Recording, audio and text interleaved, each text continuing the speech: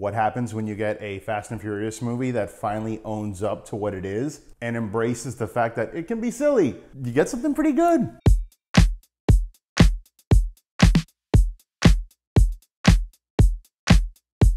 So guys, here's my spoiler for review of Fast and Furious presents Hobbs and Shaw. I guess it's like the first spinoff. And man, this franchise, yeah, I know it's got its fan base. The first one was a Point Break complete ripoff. And then after 3 movies about street racing that were, you get what I consider the best one out of the group, which was Fast 5. It's when they decided to make it like a heist franchise, and it was cool. But then after that, they started to jump the shark, the plane, the parking lot, even a freaking submarine. Again, people have been saying, are we gonna go to space next? I think we should. You could have Ludacris and somebody else racing on the rings of Saturn with the girl in the middle dropping the flag. You can give Vin Diesel a freaking lightsaber, and Paul Walker, he can come back as like a Force ghost. Yeah, there you go. Speaking of Vin Diesel, oh my God, I'm sorry. See, now I feel Fast and freaking Furious. So Hobbs and Shaw, dude, this movie, for one, it embraced the silliness. It was like, you know what, dude? Yeah, this is not meant to be taken seriously. Unlike the other Fast and Furious movies, this one, yeah, it knows what it is, dude. And so are the actors in this, man. The Rock, freaking Jason Statham. Idris Elba is amazing in this. And you know what? They didn't go to space, but this is science fiction. A lot of people say this is very 90s kind of comedy or action movie, and I agree, but I'll say go back to like really late 80s. I think it was like 89 or something. This movie Tango and Cash, which is like some like hammy 80s cult classic a little bit.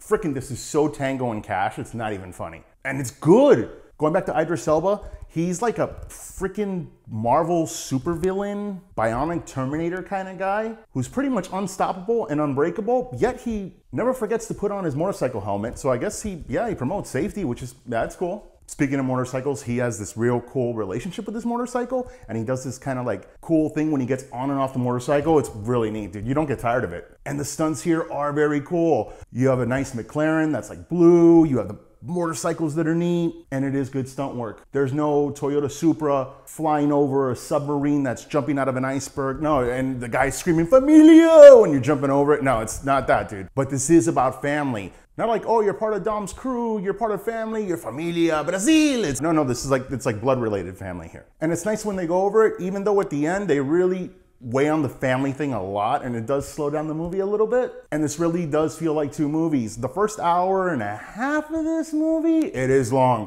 You could have took 30 minutes off this movie, it would have been much better. But the first hour and a half, it was tight, it was good, the comedy was good, they embraced that, dude. And by the way, the bickering between Jason Statham and Dwayne Johnson, freaking worth the price of admission, man. These guys, I could hear them bitch at each other all day. And there is a scene where you're pretty much sure the movie's about to end, but no, I forgot, there's this whole other third act. And the movie does change its composure in this third act. Disney has all these live action movies now. We pretty much see live action Moana in that third act. And it was cool, it was fun, it was just a different pace, and the comedy kind of disappeared, but the silliness ramped up with the action, and there was choppy stuff at that third act. And stuff you just have to forgive, man. You can nitpick this movie apart, whatever. Cars make a train, one guy pulls something off while he's running. Next thing you know, he's got an entire whole wardrobe he's throwing on, and there was no bag with him. Like, was the clothes up his ass? This fight starts at night, and by the time the fight ends, it was nighttime, daytime, and a hurricane came through. Then it was clear skies again.